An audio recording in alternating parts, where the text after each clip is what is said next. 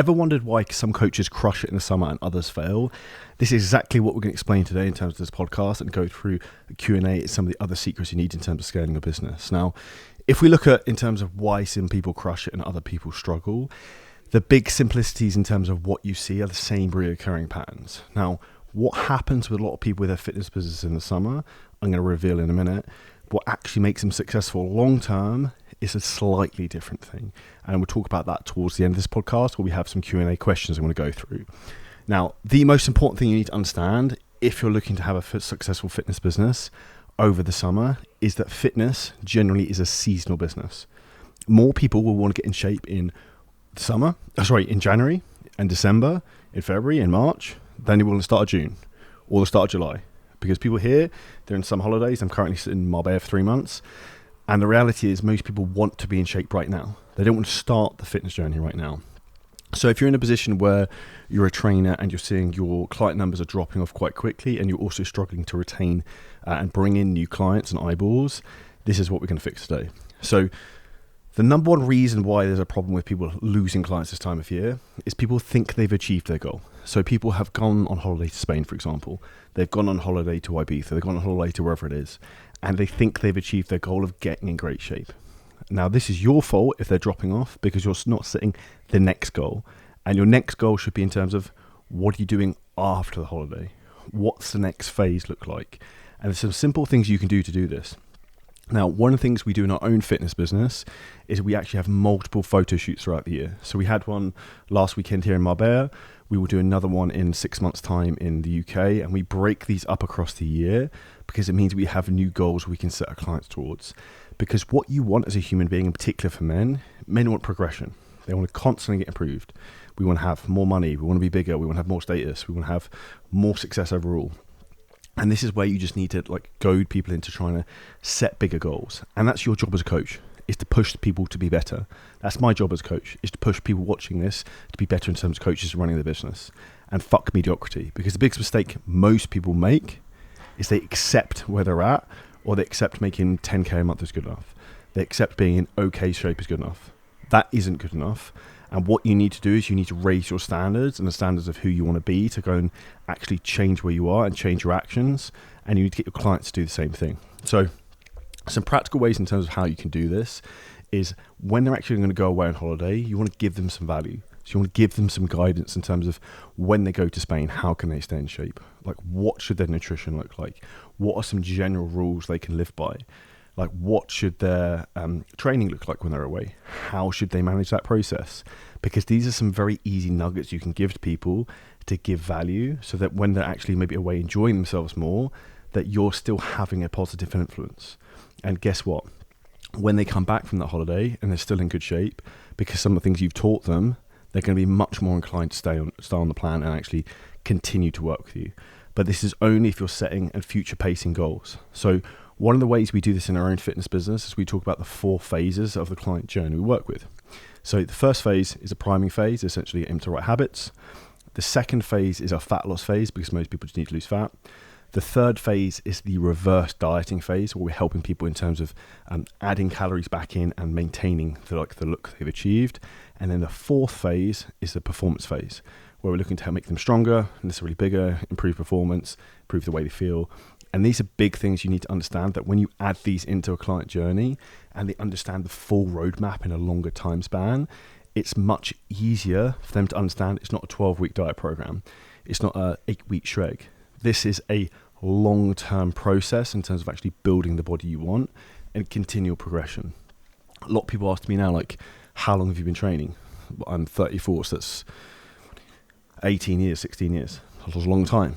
Like, you're not going to look like me in 12 weeks. Like, you could look a lot better in 12 weeks, but guess what? You could look a lot better in 12 months than you did in 12 weeks. Like, you need to put time into it. And this is also what you need to get your clients to understand, that everything is a phased approach. And even if I look at my own fitness journey, I've probably added 8 kilos of muscle mass in the last 14 months. And it's been a fairly unpleasant journey, but it's got me to the point where I'm at. And now I'm very happy in terms of the way my physique looks. And this is something you need to explain to your clients, is actually elongating the time frame and setting bigger goals. And that's one of the ways you stop people dropping off over the summer. Now, in terms of you being a coach who's successful over the summer, one of the best things you can actually do is understand, how can I set an example? Because people look for leadership. Particular men want someone to follow. So you have to be someone worth following, which means if you're a trainer, you have to be in fucking good shape. Like, name me any trainers who make loads of money who aren't in good shape. Haney Rambold, maybe. Outside of that, I don't see you watching this Jim who lives with his mum. Like, you're not training Chris Bumstead, dude. Like, if you get in better shape, you will have a more successful business. So you want to be the aspirational character that your clients want to basically be like. And that's what you need to make sure is that you're in good shape for the summer, so your clients can see you're practicing what you preach. And when I say practicing what you're preaching, what's really important is that you understand that when you're away over the summer, for example, I'm documenting a lot of what I'm doing from a fitness perspective. So yesterday, for example, I trained legs, and then I went for a hike for like an hour and a half in the mountains and hills. And then what did I do after that? I then had 2 meals of eating wherever I wanted, because I'd probably burn about 3,000-4,000 calories. And that's an example in terms of how you can actually have your cake and eat it. I literally did have some cake, and be in great shape, because I get to do the training I want, I get to be active I want, I get to be outside, I look fucking awesome because I know the right processes and steps. And that's what we teach to our clients in our own fitness business. And that's also what I show on social media, because I'm documenting the journey of what I do every day, because I'm congruent with what we basically sell and what we do, because that is me. And the reality for you, if you look at the best coaches who crush it online, they do the same thing. They just document what they do, and they actually show what they do every day to be in great shape. So if you're a coach this summer and you're struggling right now, I would suggest you get in better shape, you start documenting what you do in terms of self-improvement, and you just showcase how you're being a leader, and you're constantly looking to improve. Because the more you think like that, the more other people will want to follow you, because they'll see you're on the path of self-development, self-improvement, and people want something like that to follow. And this is a huge thing where so many people really, really struggle. Now, the next thing I want to talk about is having a sanity war chest. Now, what the fuck does that mean? Now, by having a sanity war chest, I mean is you have a set amount of money set aside for your business, which is going to give you some sanity. I had some clients recently, this last week, who've had problems with Instagram accounts getting shut down, payment process getting shut down, all the type of annoying stuff that happens in business regularly. Now, what do? You need time to fix problems if those permanently get shut down. Like, you can get back on track because you have the right skills, you have the knowledge, you have the network, but you need time. What buys you time? Money. Because you need money to run a business. So the important thing for everyone listening to this is make sure you have a sanity war chest set aside for your business in terms of operating costs.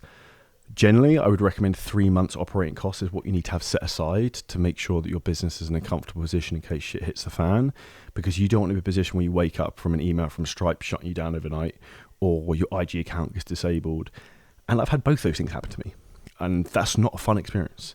So this is where if you have money in the bank account, that's going to give you time and give you some comfort in terms of you not actually shitting the bed straight away, and be able to make good, correct decisions because you have time. And time is the most powerful thing you have, because if you're already successful or have some success, you will have some skills that can then get you back to where you were before. So it's a huge, huge thing. Now, I had someone also DM me and they asked me about how do we create leverage in business. I talk about another big mistake I've seen this week with people in their businesses is people need to focus around creating the business around their lifestyle, not their lifestyle around their business. Now, a huge reason why people are unhappy and they're stressed and they start to hate and resent what they do is because they don't actually live to the true values of what they want to do. So for me, I make sure the things I want to do, like today, go to the gym, playing paddle, whatever it might be, going out to nice meals, that happens in my diary, like whether it's working or not. Like I'm doing these things because it's what I enjoy to do. I enjoy traveling, so I'm going to go and do that, whether it fits my diary or not. Because when you have your own business, this is the beauty. You have the 3 freedoms I've always wanted. You have time freedom, location freedom, and financial freedom. And this is the whole point of you having a business. Is guess what? You don't have a fucking boss. You are the boss. So if you want to go and do something cool, or you want to go play paddle on Wednesday at 11 a.m, cool, you can go do it. And that's your decision to make, and you shouldn't feel guilt for doing that. And you should structure the business around you. Now, what I'm going to talk about are some ways how you can get the business to work to a point where you don't have to be the person pressing all the buttons, and it can give you more freedom to do this. Now, a great example of this is basically what we built in our own business, is building a high performance team. Now, with a high performance team, what we focus on doing is employing the best talent we can, who ideally have some experience, but we first focus on one very important thing. We hire for attitude and we train for skill. I'll repeat that again. And I would write this down if you want team members. Hire for attitude, train for skill. And what we try to actually avoid is we try to avoid hiring people probably from the UK and the US, Canada, for example, in terms of from a cost perspective for a lot of our employees. Some of the best people we hire are from Eastern Europe and from South Africa.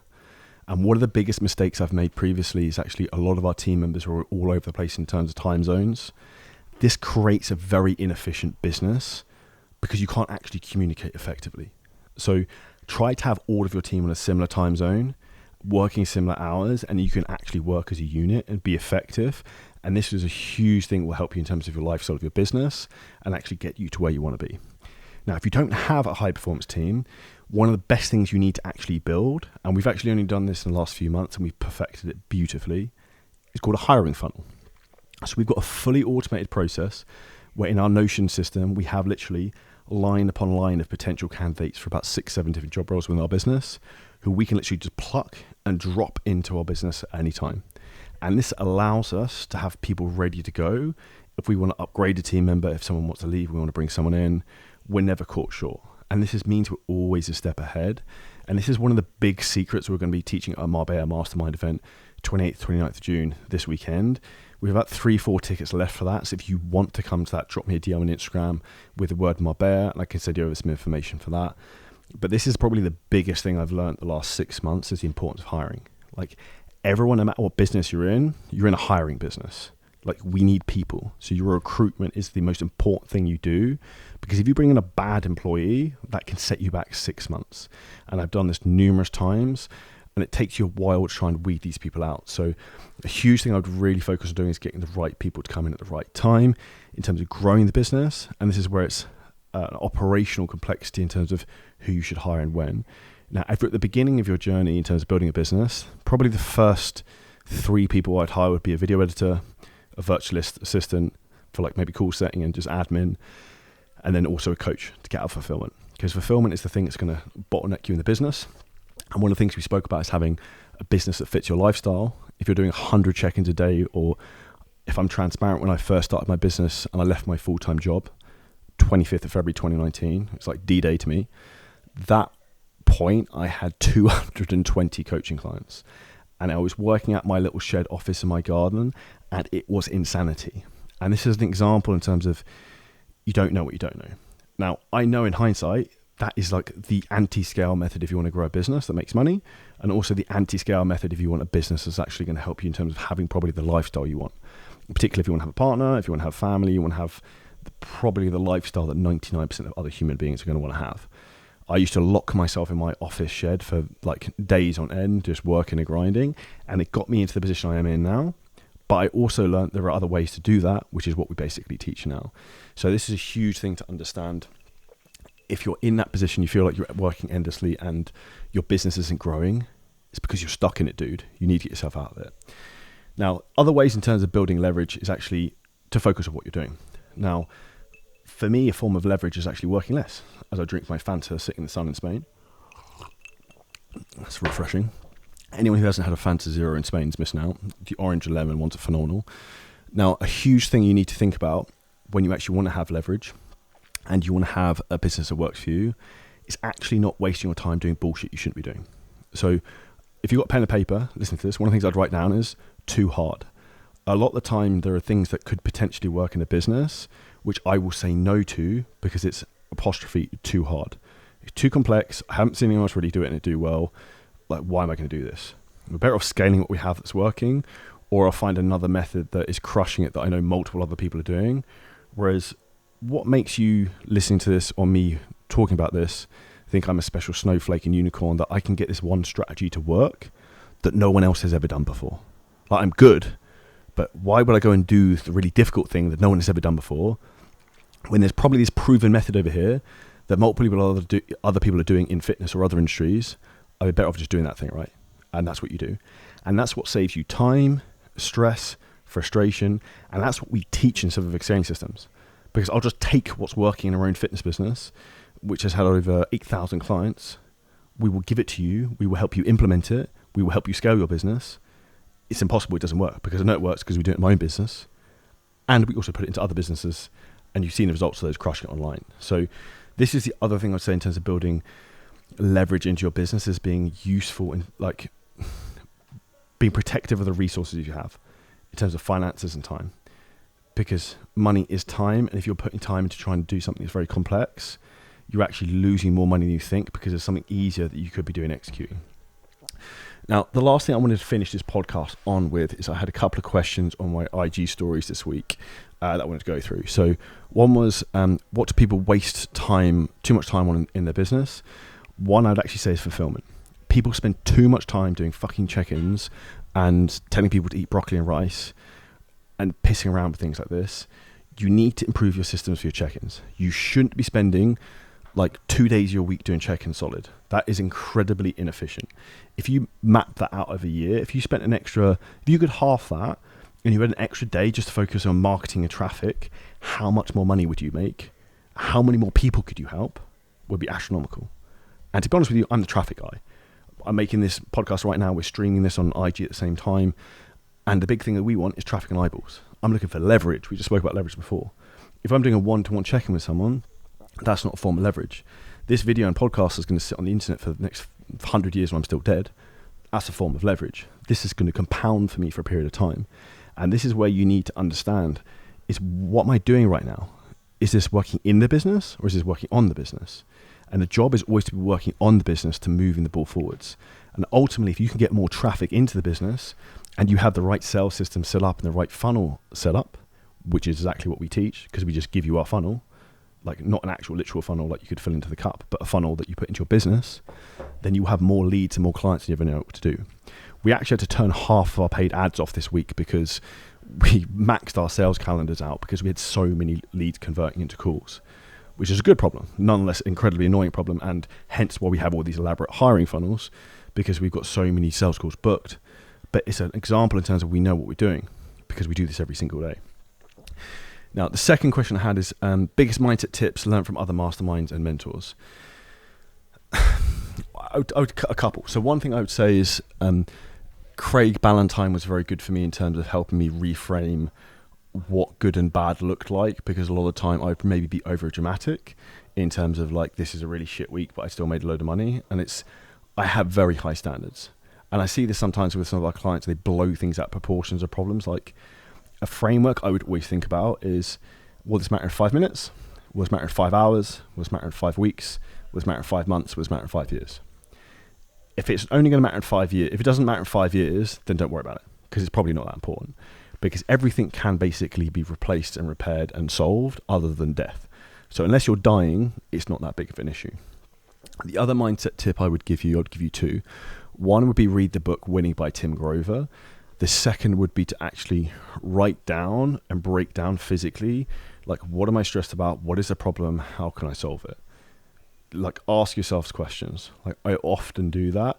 And the second thing I'd ask is, what is the biggest problem I have? Who's the person who can solve it? Because one of the frameworks I always think about is who, not how. And that's how you get ahead, is you think who, not how. Next question I had was, how do you overcome a slump in business? Now, one of the things you have to understand, and we spoke about this a little bit at the beginning of this podcast, is business is a seasonal roller coaster. There's going to be months it's easier, weeks it's easier. There's going to be weeks when everything lines up. There's going to be weeks when it's a shit show. My main Instagram account, to give you some context, I'm going to do a little dance to the Instagram gods. We've been banned for 2 weeks from DM messaging, far from ideal. So that will be an example of a problem for us. However, we are still mitigating that by getting even better at ad traffic. And that's a way if you can reframe a problem into actually, how can I make this a positive thing, because it's going to force my hand to get better at another skill. Now, how do you overcome those slumps? You got two options. One, you quit and just shut down the business. Two, you keep going. And I say two, you keep going, is you try and find the person who can help you solve the problem. And the reality is, if you have a fitness business, any problem you've ever had, I will have had too. Because I've had a fitness business online for 7 years. We still have hundreds and hundreds of online active high-ticket clients. We had a massive fitness event here in Marbella last weekend. I know what it's like in terms of having problems and slumps in your business. I also know how to overcome those. And the biggest problem is this, It's not you versus the world. It's you v you. And it's you in your own mind that's going to hold you back the most. And the sooner you understand that it's you and your fears of failure that's going to actually fuck you over the most, the quicker you can succeed, because you can take action without fear, which is one of the key things we really help in terms of our clients overcome. Next question we have is in regards to investing. So what are your favorite things to invest in? So 3 things I invest in. Firstly, myself and my business. So my skill sets and people who work in the business, number one. The most important thing you can ever invest in is yourself. I said at the beginning of this podcast, if you lost all your money was taken away, your payment process is shut down, your IGs are all shut down, you still have the skill set to do it all again. And that you have the knowledge, you have the experience, which means you get back to exactly where you were. So this is why you investing in yourself is the most important thing you can do. I've personally invested over $250,000 into myself in mentors and masterminds. It's generated over $11 million in sales through that, to give you some context. There is no, and I repeat this, there is no greater investment you can ever make than in yourself. The other types of investments I like, one is crypto, which is a high risk asset, not doing particularly well at the moment, but I look at the macro longer term period of things. Big believer in Solana. Not financial advice. Number 2 is real estate investment, in particular in Dubai, because the tax benefits are wild and you can buy stuff off plan and make hell of a lot of money. So if anyone needs any help with that, I've got someone in Dubai who I can recommend you to, who's a baller, who's helped me a lot with that. And the last 2 questions that we have, number one business element to focus on as a PT, marketing traffic. Best known beats best. If someone doesn't know who you are as a coach, you will never get them as a client. Second thing in terms of question, what's the biggest challenge you've overcome? The biggest challenge I overcame is actually believing I could do this shit. That I could go to Marbella for the summer, I could be here, do whatever I want, I could then live in Dubai, buy a $200,000 supercar, travel around the world first class, help people all over the world, make content like this of value, and try and inspire other people to change their lives, which is where I've really discovered my mission. Is I love learning stuff. I love teaching stuff to other people to help them have the opportunities to have the time freedom, location freedom, and financial freedom just like I have. And this is a huge thing that means a huge amount to me. And the biggest thing you're going to get in terms of for you to be successful is to understand what your core value is and what's the biggest thing that drives you. One of my favorite things is actually competition. Like if you offered me $1 billion, but I'm never allowed to compete with someone again, I won't take it. So that means me competing is worth more than $1 billion. Now for you, what's the biggest value you have? That's something you actually need to determine. Is it you want to spend time with your family? Is it you want to compete? Like just compete in life in general, paddle, golf, working out, business, like whatever it is, that's my jam. And this is a huge thing to understand. So this is the question I will leave you with at the end to ask is, what's the biggest values you have? So for me, it's mastery of self. It's meaning in terms of teaching and helping other people. It's networking, community in terms of the mastermind. Like these are the huge things that really, really matter. And then freedom. And that freedom is time freedom, location freedom, and financial freedom. And if you took a load of value from this podcast and took some inspiration from it, I ask for one thing from you. Please take a screenshot of this, share it with your stories. I will repost this. I will give you free traffic from it. They'll help you in terms of growing your own business and getting you some more networking into your business. And one thing we are going to be doing is we're going to be giving away a free 5 copies of the book Traffic Secrets to 5 people who actually take this single story and this single podcast and share it onto their Instagram. So if you want a free copy of one of the best books you can get, if you want to be an online trainer who scales, it's Traffic Secrets. I'm going to pick 5 people to win a free copy of that. All you've got to do is simply take a screenshot of the podcast, share it to your stories, and tag me. I will repost it. We will then enter you to the competition. If you took value from this, please do that, and we'll see you next podcast episode very soon. Peace.